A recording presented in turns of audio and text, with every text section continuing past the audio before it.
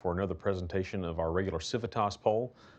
Plenty of organizations do polling and public opinion surveys across North Carolina, but we do it very consistently, and I think more than other people do in North Carolina. We do 8 to 10 of these statewide polls a year, and we took the month of July off, so if you haven't seen us since June, when my guest here today, and I call him a guest, he's not really a guest, is Mitch Kokai, who's a senior political analyst with the John Locke Foundation. Did the last poll presentation with Donna King, who is the new, but now not so new, editor-in-chief of the Carolina Journal. But thank you for joining us today. We'll get into the poll presentation here pretty quickly. We'll talk about the methodology real quick. This poll, and if you want to go to the next slide, that's fine. The poll was conducted on behalf of the John Locke Foundation by Signal Polling. They actually acquired Harper Polling last year. Harper Polling had been the Civitas poll pollster for a couple of years. Brock McCleary being the vice president of polling for Signal and doing a great job, and we enjoy working with them. This poll was conducted August 13th through the 16th, which was just last week into, what was that, Monday or Tuesday of this week, so it's a fresh poll. It also means that when this poll was in the field was during, and we'll talk about this later, that all of the stuff was going on in Afghanistan. None of the poll addresses issues in Afghanistan. That has a lot to do with the fact that we were all promised that it would be 3 months before the Taliban would be in Kabul, and didn't think we needed to ask questions about it, but it will definitely have something probably weighed in on the job approval ratings for the president and the vice president. We'll talk about that later. Nonetheless, this poll was done August 13th through the 16th with 600 likely voters across North Carolina using multi-mode, and that was a blend of live caller, texting, and email polling. That gives us a margin of error of plus or minus 4.0% and a 95% confidence interval, meaning that if we did this poll 20 times, 19 out of those 20 times, we would fall within that 4% margin of error. So, Mitch, thanks for joining me today. Thanks for being part of this. You're always a great commentator. You have great insight. If people want to live tweet on the poll, do you mind showing them the social media information there? Yeah, if they would like to live tweet the poll, we are at John Locke NC with the John Locke Foundation. We also have the news arm of at Carolina Journal. This is at Mitch Kokai. I am at Donald Bryson. We got very creative with our Twitter handles there. And the poll was conducted by at Signal. When we do tweet about this and use this on social media, we try to use the hashtag Civitas poll. And we would appreciate that. And we always like to hear feedback and see that on social media. And so we appreciate any coverage you can give the poll today. You ready to get started? I am, and it's going to be a fun one. It is. This is a heavy poll. I joked with you on Twitter earlier that we were going to have to slog through this because there was nothing much in. We were going to have to kind of make it up. Certainly, that's not true. This is one of the more interesting Civitas polls we've seen in recent months. It absolutely is. We've got a heavy electoral environment, and then the bulk of the poll, after we get past the electoral environment, it is about COVID-19, which is very timely right now, and I think a lot of people are feeling a lot of trepidation, not knowing what's going on or what's coming next, fearful of shutdowns and that sort of thing. But where are we with the electoral environment in North Carolina? We always start off with the question of, do people believe that the nation is headed in the right direction or off on the wrong track? So we see that, generally speaking, people are becoming more and more pessimistic about the country. 58.5% of people said that we were off on the wrong track. Only 32.5% said they were headed in the right direction. That right direction number has crept down steadily this year from a high in March, where we're at 41.5% headed in the right direction. And now we're down 9 points from that. What do you think about this? Yeah, that's really disappointing, but probably not surprising given all the things that we've seen.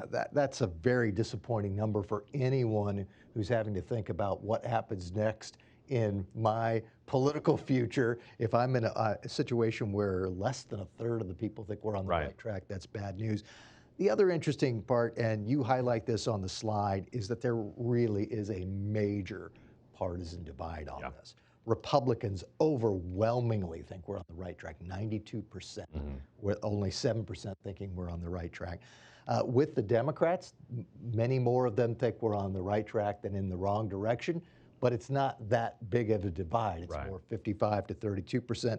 And in situations like this, where the two parties have such differences, to me, it's always interesting to see what the unaffiliated say. And in this case, we have, there are 19 points in the wrong direction on this, with 34% thinking that we're on the right track, 53% heading in the wrong direction. Anyone looking at these numbers who's in a position of having to defend the track you're on is in a bad situation. Yeah, it's a bad spot to even begin with politically and claw your way back out of. Next, we go to the generic ballot tests that we do, and I explain this every month, but I think it's important. We don't elect members of the General Assembly or Congress statewide. They are set out in specific districts, but we don't poll all of those specific districts. So we do a generic ballot test, which is essentially asking, hey, if you're going to vote for state legislature today or for Congress today, would you vote for the Republican candidate, the Democrat candidate, or someone else? And so they put up generic Republicans and generic Democrats against each other. Interestingly, when we do these generic ballot tests for state legislature and for Congress, we see that Republicans actually have 4-point lead in both of these. That's surprising. I think may surprise a lot of our viewers that's a surprise. But in a state that Democrats still dominate in terms of registration, Republicans being up or even tied on a generic ballot test is actually good for Republicans, much less being actually at the margin of error at 4%. You do this poll pretty much every time, and it's always very close. Mm-hmm. It's generally sort of within the margin of error. Sometimes one party's up a little bit, sometimes the other party. 4 points stretching that boundary of the margin of error, really good news for Republicans. I wouldn't be surprised if this fluctuates a little bit more between now and the election day, but Republicans have to be happy about that right now. It also, to me, shows that this is one of those situations in which Democrats are the ones really making the decisions right now, and people who aren't specifically aligned with one party or the other are not really happy about the decisions being made, so they're swinging their support to the other party. Right. No, I think that's absolutely right. And of course, unaffiliated voters are the largest and fastest, or not the largest voting bloc, but they're the fastest growing voting bloc in North Carolina. And with numbers like this, it shows that at least right now, and again, generic or polling, and you'll hear me say this a lot too, polling is not predictive in nature. It tells you what people thought between August 13th and August 16th of 2021. It does not tell you what they're going to do on Election Day in 2022. That being said, it appears right now you would have to have a substantial number of unaffiliated voters that are breaking towards Republicans, at least in mid-August of 2021. I also like the fact that you pointed out at the very beginning of this, reminding people that we don't vote for generic candidates. There are specific candidates in specific districts, which is something that you're going to have to be pointing out every time between now and the next election, because we're going to have redistricting. And a lot of people think new districts should reflect the fact that we're kind of a purple 50-50 state. And so you should try to set up maps that elect about a 50-50 split in the General Assembly and in the congressional delegation. That's not how it works. There are districts, and there are districts that have definite geography tied to them.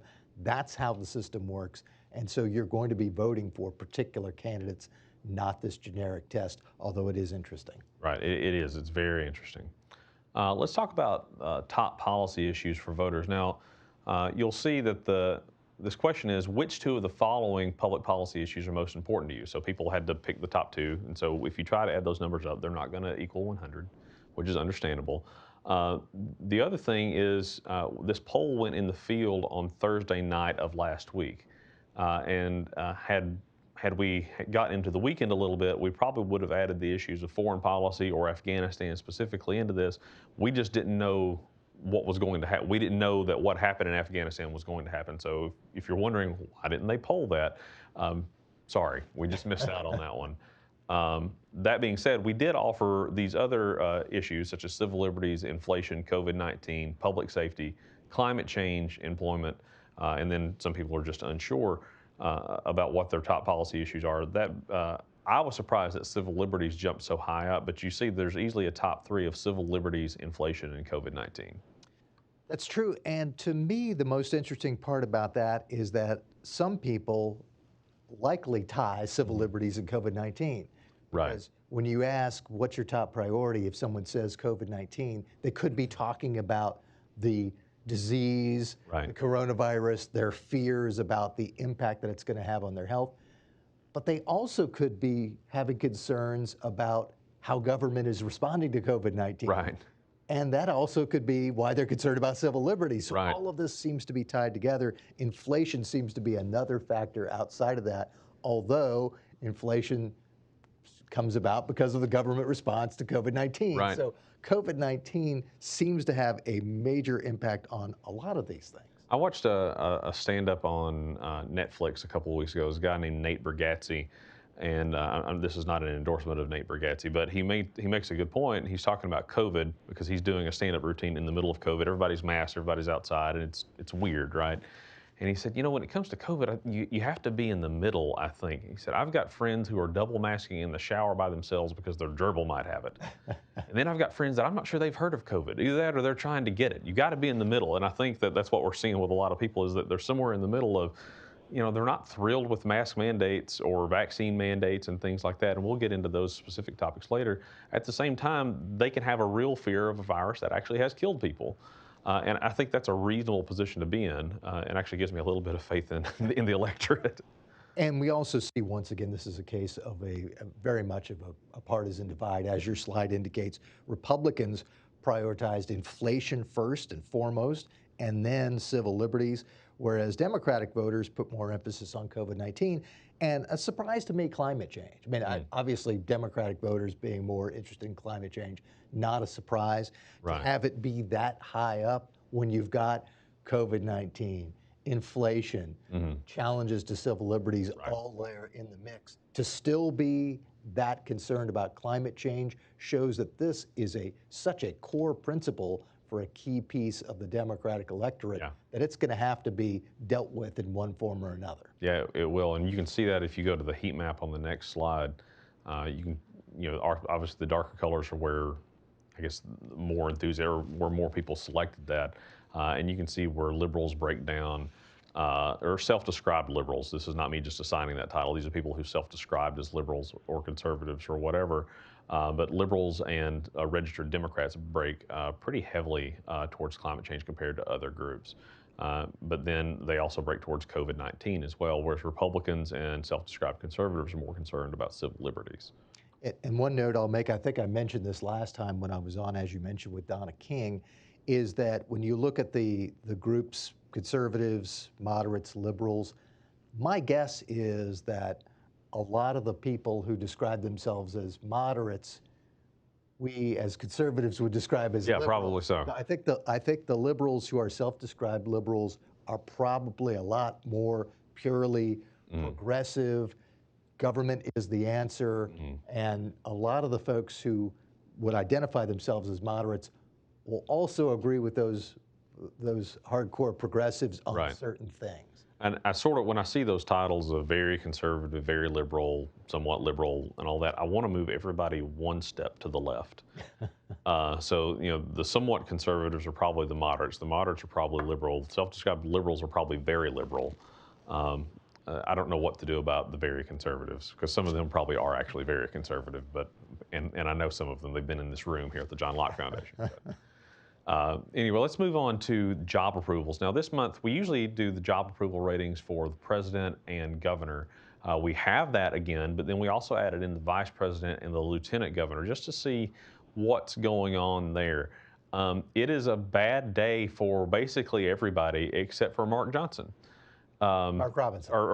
Not Mark Johnson. Mark Johnson's not in office anymore. Right. Mark Robinson, thank you. You gave me the look, and I was like, what happened? My former neighbor, Mark Johnson. Yeah, right. But we have the president, Joe Biden, who's clearly underwater there by about 10 points. Kamala Harris, vice president, is underwater even more than the president is. Roy Cooper is breaking dead even at, I believe, 42.6%. On his job, or 44.6% on his job approval. However, someone who's been above water generally for as long as I've been doing these Civitas polls, dating back to early 2018, the fact that he's even at all means that there has been an erosion of his job approval, an erosion of, I guess, the confidence that people have in him. Just back in May, he was at 53% approval and 41% disapproval, and now he's dead even at 44.6 to 44.6. Mark Robinson, not Mark Johnson, is actually doing really well as lieutenant governor. He's above water if you compare his approved to disapproved numbers. He has a very large number of people at 22.6% who neither approve or disapprove, and then another 18.6% who are unsure, which tells me that he's largely undefined to a large segment of the electorate. But there are a lot more people who have a definite opinion of him that like him than people who have a definite opinion of him that don't like him.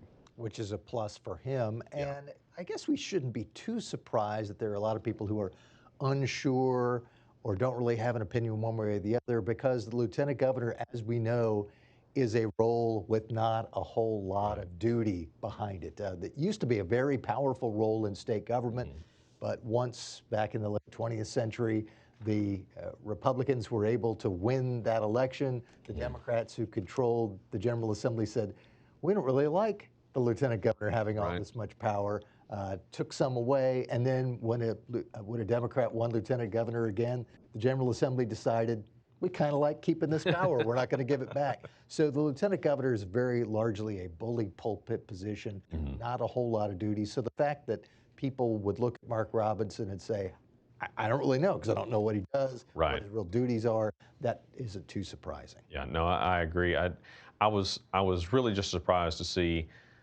Joe Biden and Kamala Harris's numbers at the same time. Remember, this poll was in the field as the drama in Afghanistan was unfolding, so people were likely watching television and taking this poll while they're doing both those things at the same time. And so, am I saying that Joe Biden will bounce back after this poll? I don't know, but I would imagine that Afghanistan was weighing heavily on people's minds as they were talking about his job approval rating.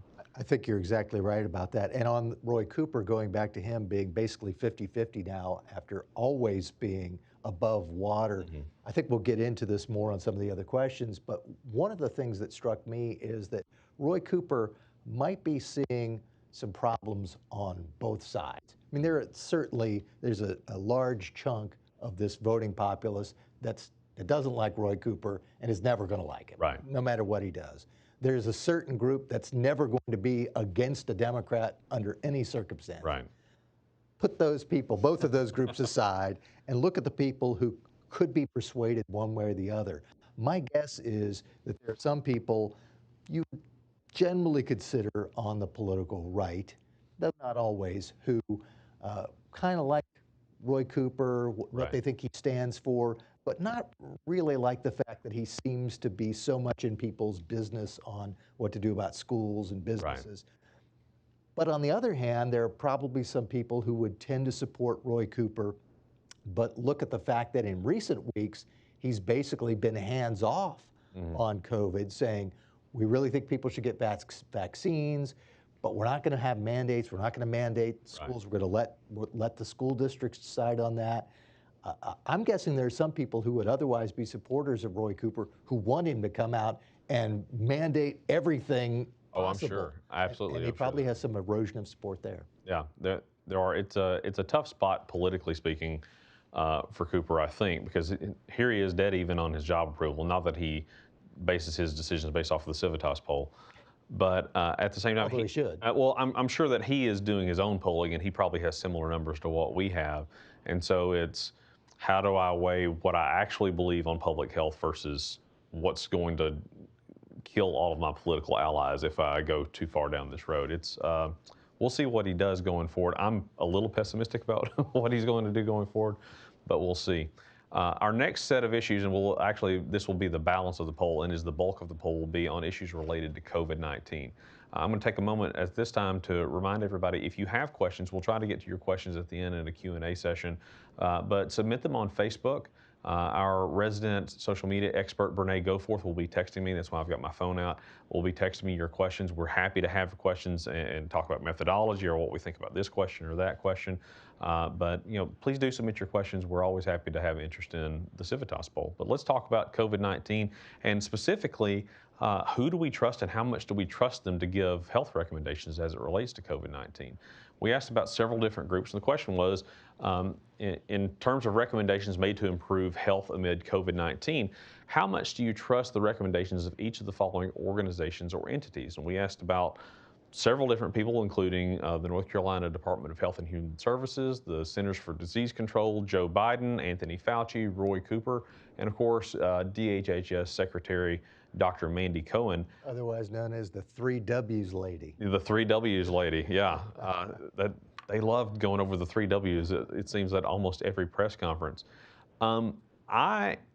If I was a public health official, I would not be blown away by these numbers, and you can see the chart. Yes, there are people, and even in some cases, majorities of people that trust the CDC or Roy Cooper in terms of their recommendations regarding COVID-19. However, when you have numbers approaching 35 and 40% of the electorate that don't trust public officials or public health officials, we're seeing an erosion of the government's authority, and not their authority to implement laws or regulations or anything like that, but of people's perception of the government as an authority. There's a great book called Revolt of the Public that talks about this very issue, where government overpromises that they're going to be able to fix a huge problem, and then they always underdeliver because they're the government and they're a blunt instrument on something that requires incredible precision, and then it erodes the public's faith in those authorities. We see this with the press, and now we're seeing it with government. If I'm Roy Cooper or Joe Biden, I would be very concerned. We're approaching 4 out of 10 voters just don't trust what I'm saying in terms of as it relates to COVID-19. What do you think about this, Mitch? Well, based on what we've seen during the whole course of the pandemic, I don't think we ought to be terribly surprised, because we've had such mixed messages from all of these people and groups. Specifically looking at Dr. Anthony Fauci and masks. Right. Should we wear masks or not? He said, well, sometimes he said yes, sometimes he said no, and sometimes he said, I lied earlier because I thought people shouldn't get masks, but now I think they should. And then, right. When do you trust him? I mean, he didn't use the word lied, but he said, I didn't say exactly what I thought at the time because I thought right. that people would take the wrong message out of it. I found very interesting, you point this out on the slide as well, that while no organization or individual has a really high level of trust, which should bother us, the organizations are slightly more like than the individuals. They are. And while Republicans have basically lost trust in all of these groups and people, Democrats seem to have a decent level of trust in all of them, but the unaffiliated, the folks that we always focus on because right. they end up being the deciding factor, they have higher trust in the Federal Centers for Disease Control and the North Carolina Department of Health and Human Services as entities right. than they do the individual people, even though you might think, especially in the case of DHHS, that DHHS and Mandy Cohen would be about the same, right? Because she's the head of DHHS. Right, she runs it. Speaks for her.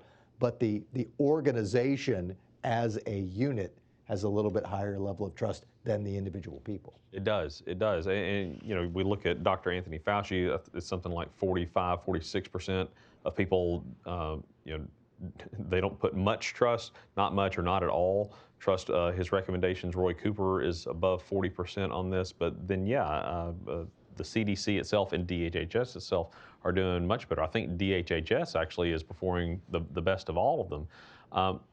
One more thing, and then we can go into, or we could actually go to the heat map if you want to. What do you think about this? The fact that of the options provided to people, the questions, the people or the entities they were asked about, Joe Biden, people seem to trust his recommendations the least. To me, I think that's part and parcel with the fact that a lot of people, even those who support Joe Biden and want to see him do a great job, they look at him and they don't really see expertise. And I think they see a lot of people who voted for Joe Biden voted for him because he's not Donald Trump. Right. And they thought he'd be sort of a calming influence, and this interesting, gregarious character. I don't think you say, if I'm going to pick the person who's going to know detail A to Z on a particular topic, then I'm going to pick Joe Biden. Right. That's not his skill. His skill is being sort of a folksy politician who people will, if they don't hate him, they don't or if they dislike him, they don't hate him. He's got kind of a folksy character, not seen as an expert. No, he's not. Of these entities, that in terms of net trust, if you trust them a lot or some or not much or not at all, he is the only one that's underwater on trust as it relates to COVID-19. The NCDHHS is doing better, but Biden is -3 on trust. Fauci is only 7 points above water. Roy Cooper is 9 points above water. And again, I think that political supporters of Roy Cooper, as an example, will say, well, look, he's above water. 50% or nearly 50% of people trust him, but you can't feel comfortable governing a state where, again, 45% of voters don't trust the recommendations coming out of your mouth. I think there's just an erosion of trust here with the public that I think it leads to an ungovernable position. I don't know what's coming. I'm just saying this isn't good, and nobody should view this as a good thing.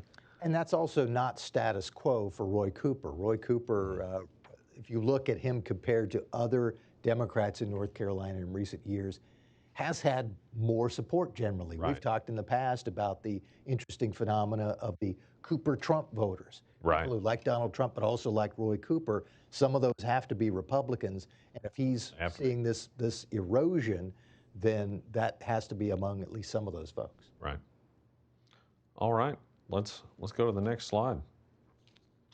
Let's talk about sources of information on COVID-19. We've got a couple of things going on here. There's one question of, in general, do you think that the information, or sorry, am I skipping ahead? What are the questions here, Mitch? I'm having a hard time reading the screen there. We are on when it comes to the role the media has played in the COVID-19 pandemic. There we go.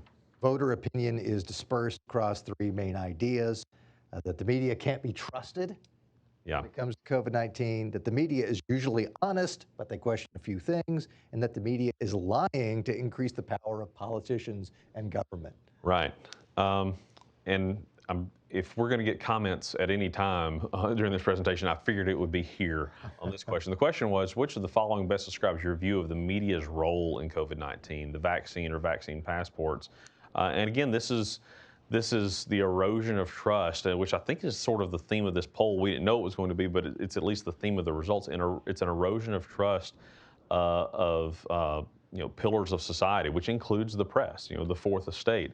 And interestingly enough, this is happening, as you alluded to earlier, no questions on this poll about Afghanistan. Right. As people see the United States presence in Afghanistan falling apart and the government scrambling to place blame here and there, right, that leads to the erosion of trust, which then piles on to what we were already asking about. Right, but we only have 13.3% of people who believe sort of the Walter Cronkite answer of, they've been honest brokers of information. They were just honestly trying to assume truth. But then after that, they can't be trusted. They're usually honest, but I question a few things they say, which means they're just not consistent and don't explain their inconsistencies. And then, of course, the most nefarious of all, at 22.4%, which that's a substantial number, more than 1 in 5 voters say the press is lying to increase the power of politicians and government.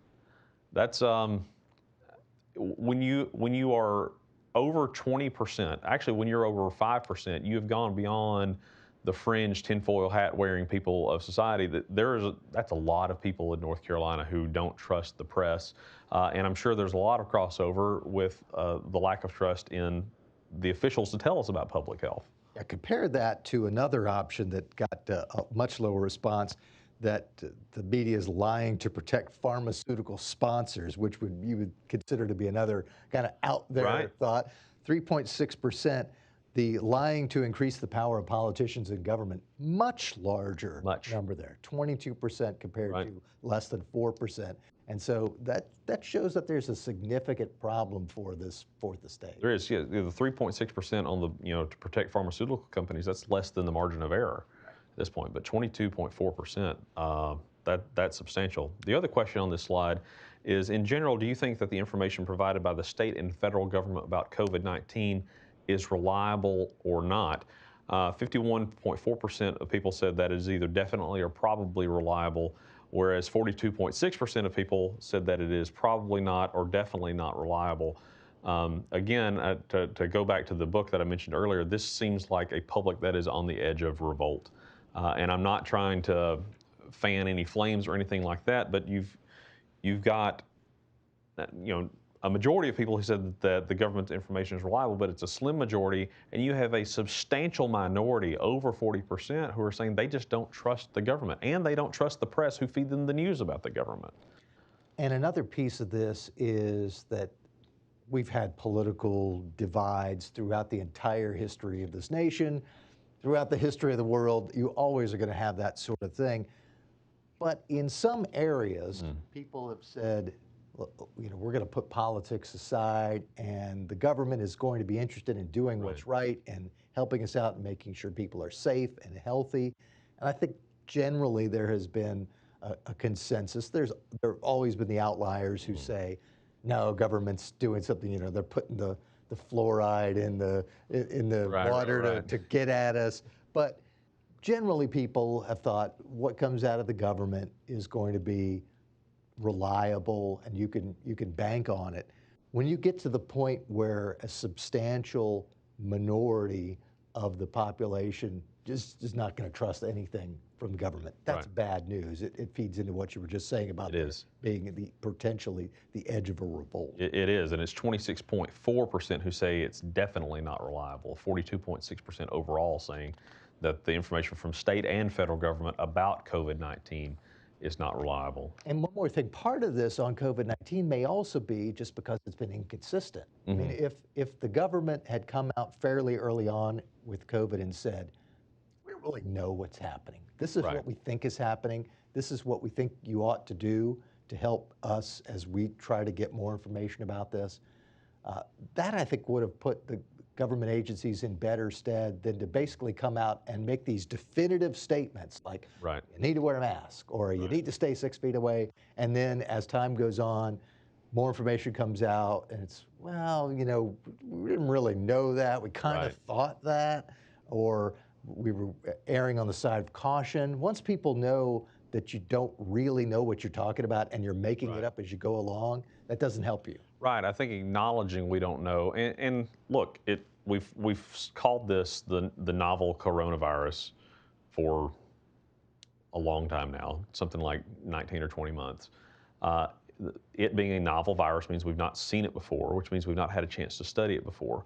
What we've witnessed over the past 18, 19 months is science happening in real time, where hypothesis test it, hypothesis test it.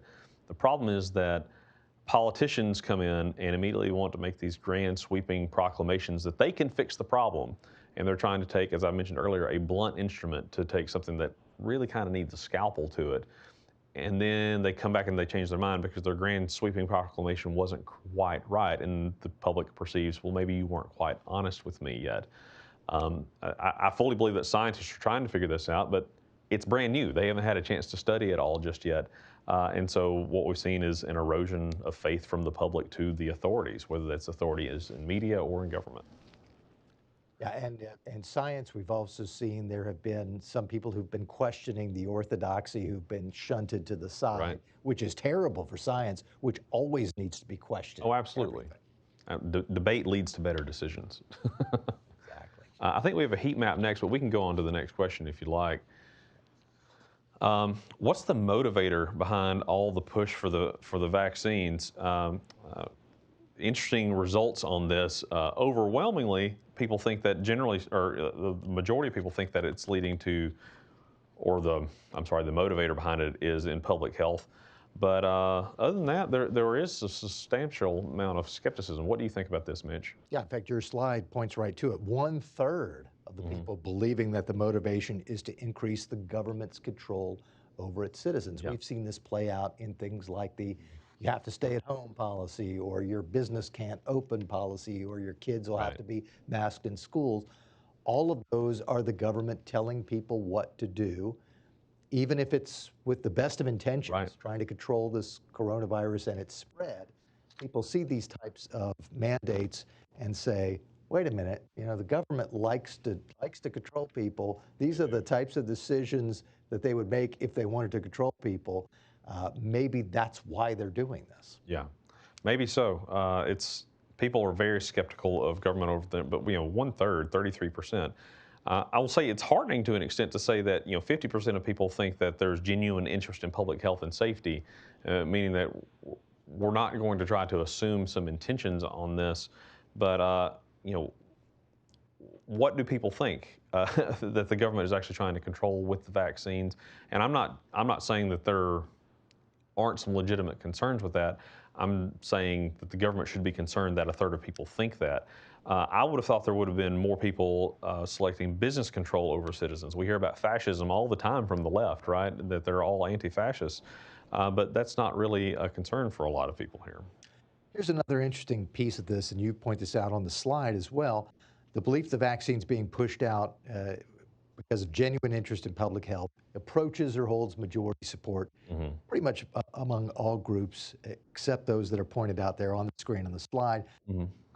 I saw very much of an interest in the difference between people in the triangle and people on the coast. Yes. And I wonder how much of that has to do with the fact that people in the triangle are closely together, you're in contact with a lot of people all the time, and if you are going to have a concern about catching COVID-19 or having it spread among your family and friends, somewhere like the Triangle or Charlotte or Triad is going to be probably more likely to see that than people on the coast. Right. Who, why do I have to wear a mask indoors when I'm not anywhere near anyone else?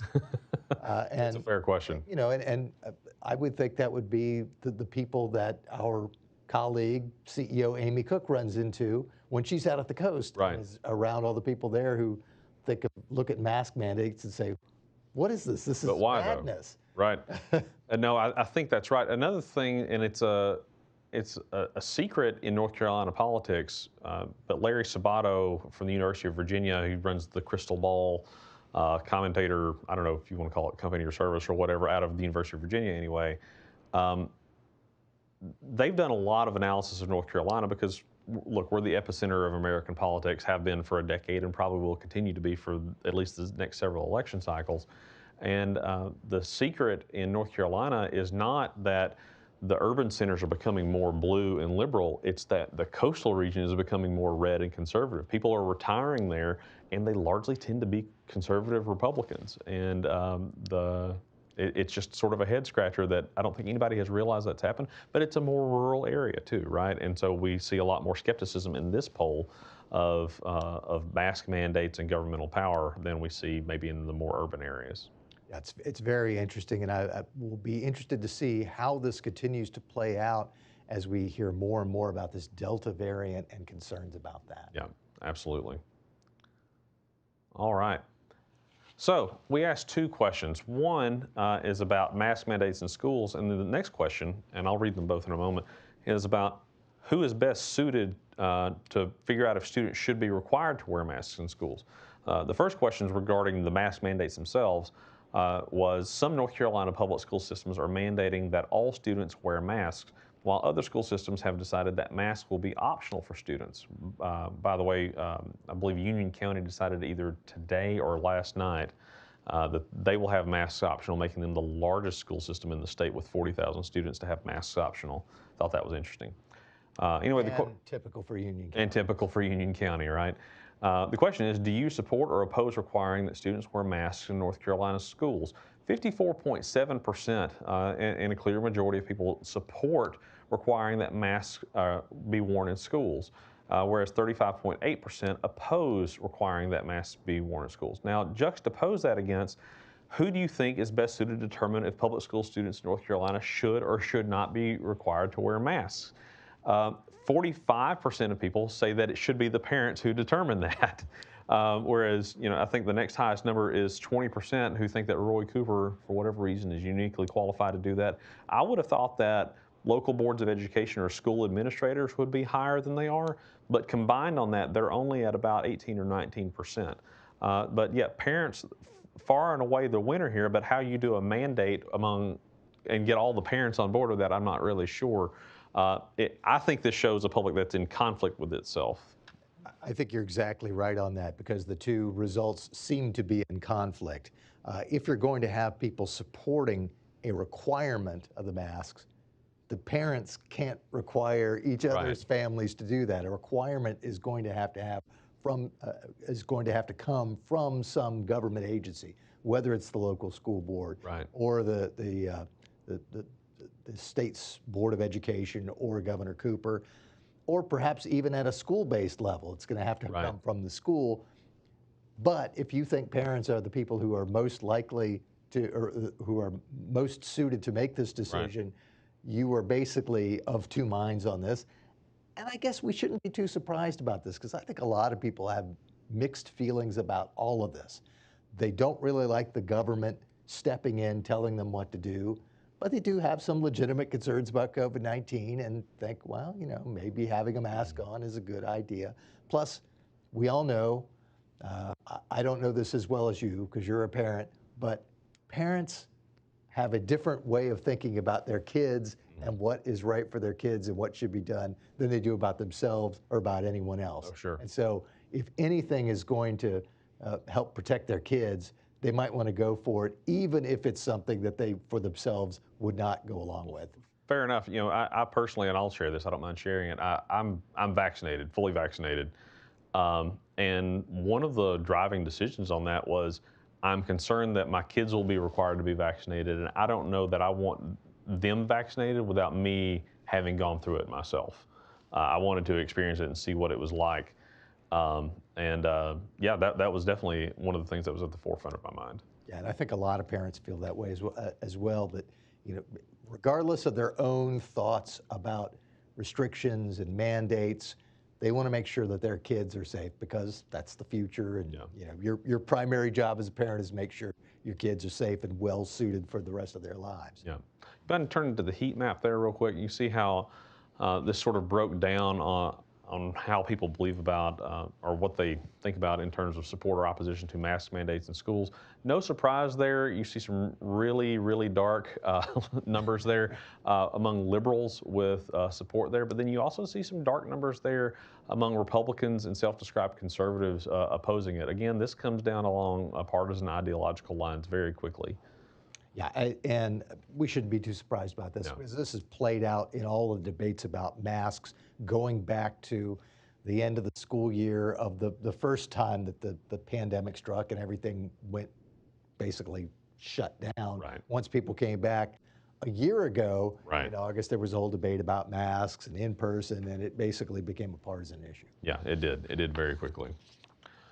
All right, let's talk about vaccination requirements to go to indoor facilities. The question was, again, to 600 likely voters in North Carolina, do you support or oppose requiring proof of vaccination in order to enter indoor facilities? And we have, it's really close actually, 45.8% of people support, 6.3% neither support or oppose, and 46.8%, just 1% difference, oppose requiring proof of vaccination to go inside indoor facilities. Now, we didn't stipulate whether that was in North Carolina or not, but nonetheless, the state is actually very split. I feel like between liberals and conservatives, there are a lot of echo chambers where nobody I know is going to get vaccinated, or nobody I know, you know, cares if anybody else is vaccinated. Whereas on the liberal side, it's everybody I know is vaccinated. I can't believe people aren't getting vaccinated. And I think people need to understand there are substantial amounts of people on each side of this issue. And I don't think we're going to get to a place where we're going to be able to require proof of vaccination. Just politically, I don't think it's a tenable position. But at the same time, we need to understand there are a lot of people that think everybody should be vaccinated and probably want vaccine mandates.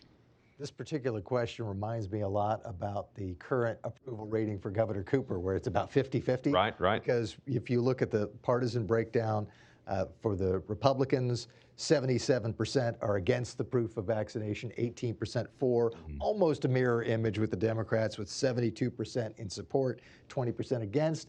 And you look at the unaffiliateds, and it's 48% in support, 45% against. I don't know that we're going to have a great resolution on this. There's just a wide range of views on it. And I think one of the things that has been a problem on this whole vaccination front is that for months and months, whether intentionally or not, I think the message got out that the vaccine was a silver bullet. Once we had a vaccine, people would get the vaccine and everything would go back to normal. Right. And that has proven not to be true. Vaccines, I think largely everyone thinks are helpful. I mean, there's some people who disagree with that, but I think most people agree they are helpful if you get COVID, you don't get as bad a case. Right. Might help you not get COVID. It can protect the transmission. So lots of good things from vaccines, but it's not the case, as I think some people thought, with the help of some poor messaging on this Right. from the government and from the media, that as soon as we had a vaccine, people would get the vaccine and we'd all go back to pre-COVID. Right. And that's just not going to happen. No, it's not. Another interesting thing on this is the age gap between senior citizens and everyone else, where everybody 65 and up in this poll, net support requiring a proof of vaccination, and everybody 64 and under, yeah, you can go ahead to the heat map if you want, oppose it, or net oppose it. And it's one of those interesting things in North Carolina politics where every year you will see that seniors are very concerned about public health and their own health and safety, and that's completely understandable. And at the same time, historically, senior citizens in North Carolina break towards Republicans when it comes to elections. And that's something that I think a lot of people are having a hard time marrying in their minds about how to deal with that. But no, again, here we do see that age gap.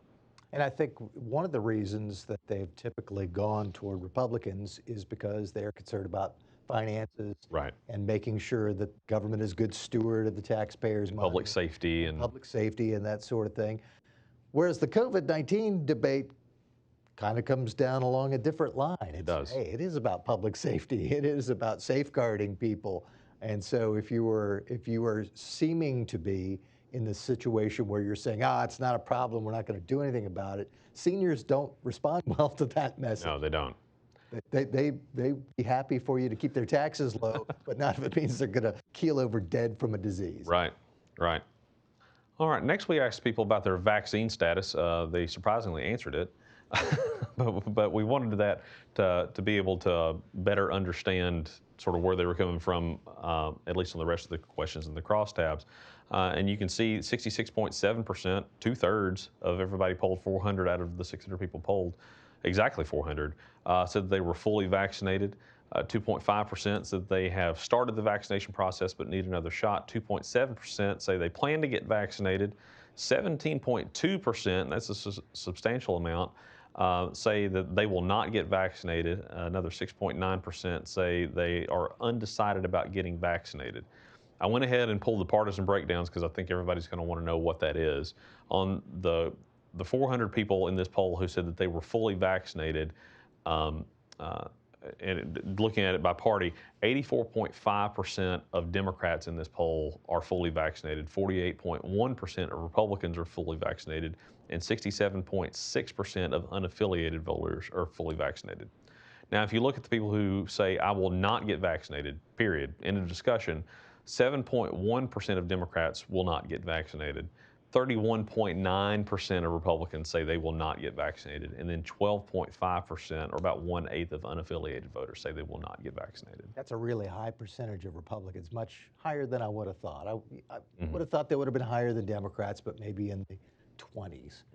Over 30% is very interesting to me. I also find it interesting that if we have 67% of the people in this poll who report that they are fully vaccinated, that means we overrepresent the percentage of people who are fully vaccinated, because I think the latest numbers were in the low 60s statewide. So I thought about that last night when I was putting together this slide deck and all that, and it occurred to me that we are polling likely voters, so people who are already more engaged citizens than just doing a regular citizen poll. And in my mind, that's a reasonable explanation, but I'm not sure. That would make sense, that likely voters, people who are very engaged in the process, are also more likely to have taken advantage of this opportunity. That does make sense. Our next question, I think our final question, maybe not quite our final question. No, it's not. Two more. Has to do with the economic recovery related to COVID-19. How long do you think it will take until the economy has recovered all the ground lost during the pandemic? And you can see not quite a majority, but a near majority at 48.7% say more than 2 years. and then 22.4% say between 1 and 2 years. I'll say The Economist and YouGov released a poll yesterday with this exact question on there, and they also had, this was a national poll, they were also at 49% of voters saying it would take more than 2 years to recover.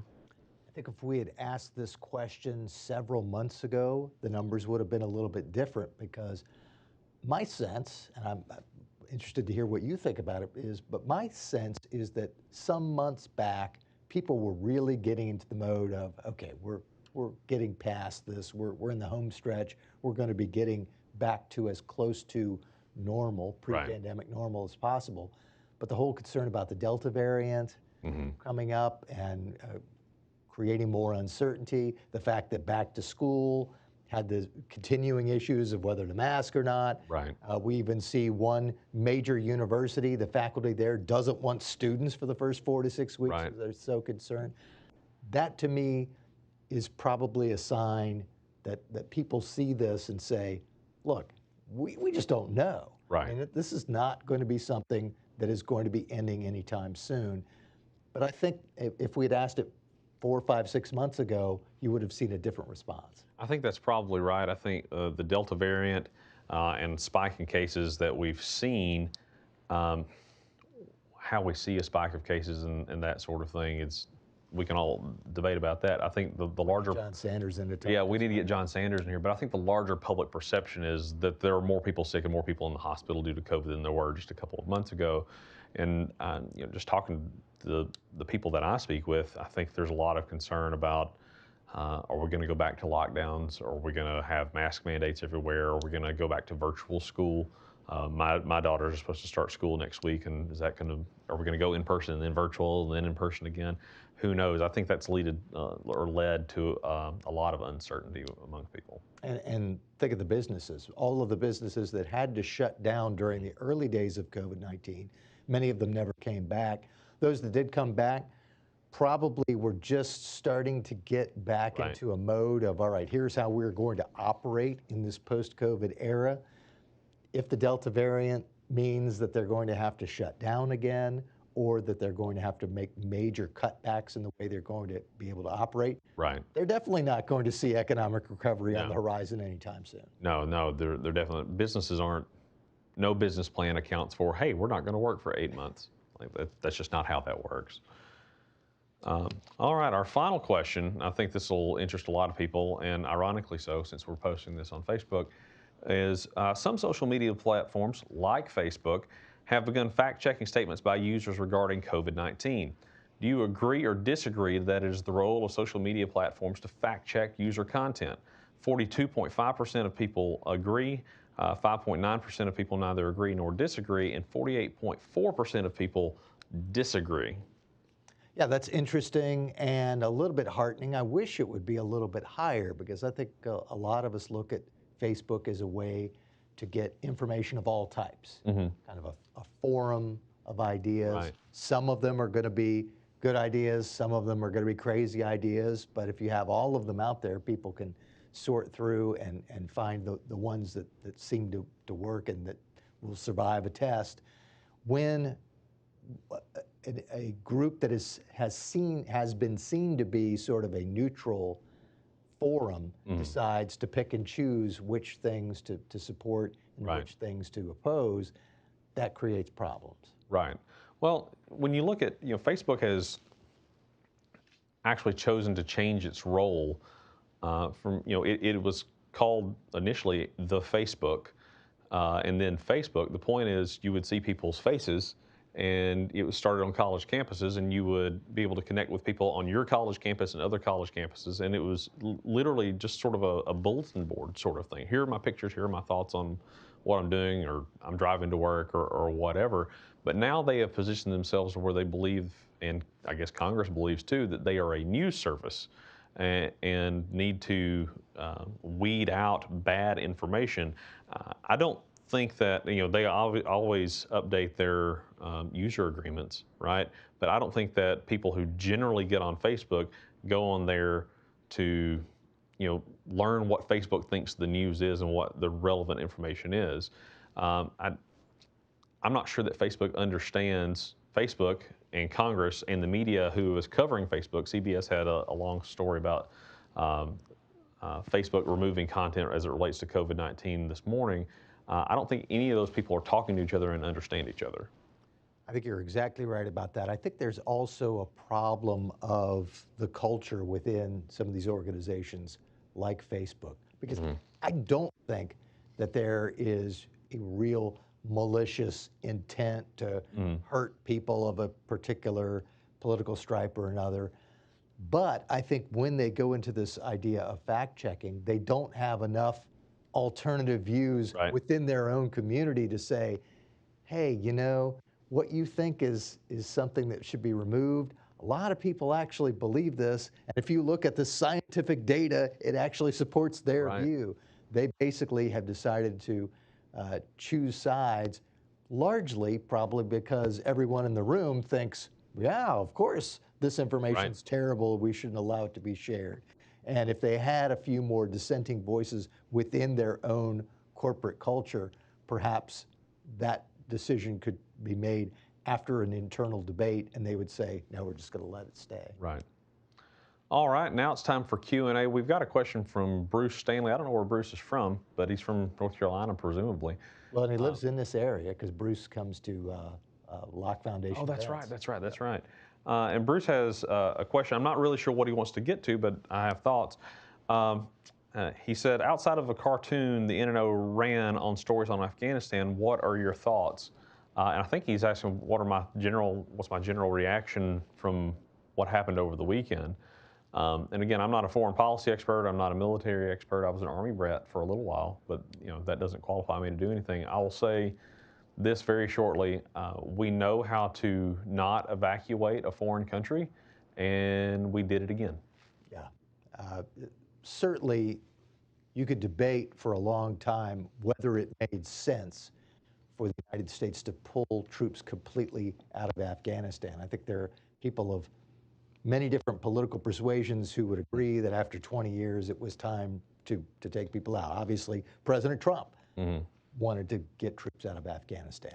And there are people on the other side who say, no, look at what's happened with previous wars. You want to keep at least some presence in there so that you don't have to fight the same enemy again another time.